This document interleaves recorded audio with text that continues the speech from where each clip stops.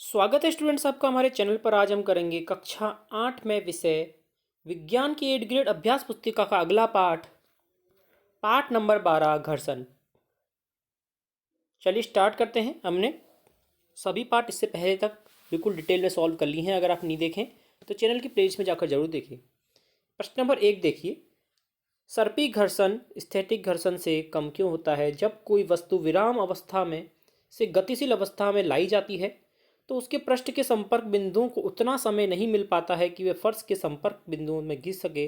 अतः सर्पी घर्षण स्थैतिक घर्षण से कम होता है। अगला देखिए, घर्षण को प्रभावित करने वाले कारक कौन से हैं? घर्षण बल को प्रभावित करने वाले कारक हैं घर्षण संपर्क की दोनों पृष्ठों की प्रकृति, दोनों पृष्ठों का चिकनापन व दोनों पृष्ठों के बीच लगने वाला बल की मात्रा।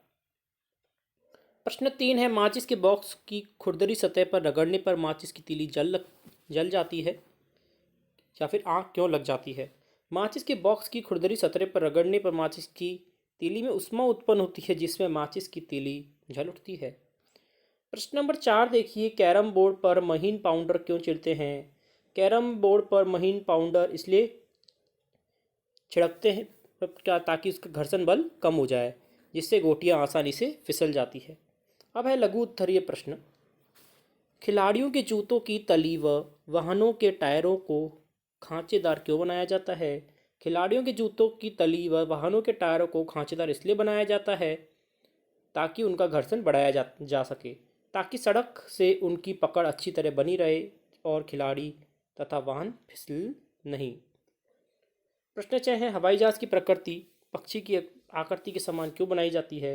आकृति जो होती है हवाई जहाज की आकृति पक्षी की आकृति के समान बनाने से तरल घर्षण कम हो जाता है एवं उनकी ऊर्जा का क्षय कम होता है। प्रश्न नंबर 7 है, विराम अवस्था में किसी बॉक्स को गतिशील करना अथवा किसी गतिशील बॉक्स को उसी दिशा में सरकाना उपयुक्त दोनों कार्यों में से कौन सा कार्य आसान है और क्यों? उपयुक्त दोनों कार्यों में से गतिशील बॉक्स को उसी दिशा में सरकाना कार्य आसान है क्योंकि गतिज ऊर्जा का मान सीमांत घर्षण से कम होता है।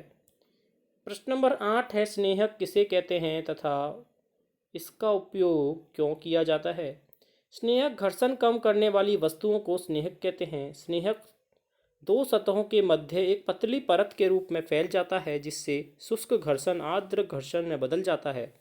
चूंकि आर्द्र घर्षण शुष्क घर्षण की तुलना में कम होता है, अतः मशीनों के पुर्जों के मध्य घर्षण कम करने के लिए स्नेहक का उपयोग किया जाता है।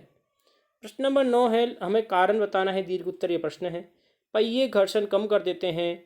दिए गए कथन का क्रियाकलाप द्वारा स्पष्ट कीजिए। किसी वस्तु के पहिए द्वारा किसी दूसरी वस्तु पर लुढ़कने को लोटन कहते हैं। लोटन घर्षण को कम कर देता है। किसी भारी वस्तु को दूसरी वस्तु पर सरकने की अपेक्षा वाहन लोहन या फिर लोटन करना आसान होता है, इसलिए भारी वस्तुओं में पहिए लगा दिए जाते हैं। जैसे कि सामान से भरी बड़ी अटैची को पहिए पर सरकाना आसान रहता है।